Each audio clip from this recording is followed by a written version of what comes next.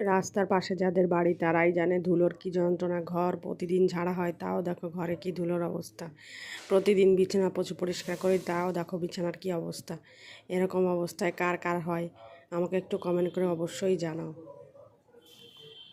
ঘর ঝাড়তে ঝাড়তে একটা কথা মনে পড়ে গেল, বন্ধুরা তোমরা কোথায় গিয়ে থাকো আমাকে একটু কমেন্ট করে অবশ্যই জানাও। আমার ভিডিওগুলো কোথা থেকে দেখছো অবশ্যই একটু কমেন্ট করে জানাও, আর না হলে আমার ভিডিও করার ইচ্ছাটাই নষ্ট হয়ে যাবে। যাই হোক, অনেক কথা বলে ফেললাম। এবারে চলো আমি একটা আয়নাটা ক্লিন করি। বাড়ির সব কাজকর্ম আমার একারই করতে হয়, ঘর ঝাড়পোছ থেকে শুরু করে সবই একারই করতে হয়।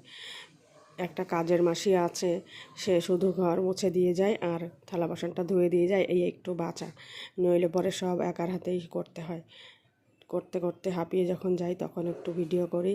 ভিডিও করতে ভালো লাগে তাই শখের বসে ভিডিওটা করি। ভিডিওটা কিন্তু আমার প্যাশন, ভিডিওটা কিন্তু আমার নেশা। এটা করতে খুব ভালো লাগে। এটা যখন করি তখন মনটা ফ্রেশ হয়ে যায়। কাজের ফাঁকে ভিডিওটা করলে মনটা ফ্রেশ লাগে। যাই হোক, অনেক কথা বলে ফেললাম। কার কার এরকম হয় আমাকে একটু কমেন্ট করে অবশ্যই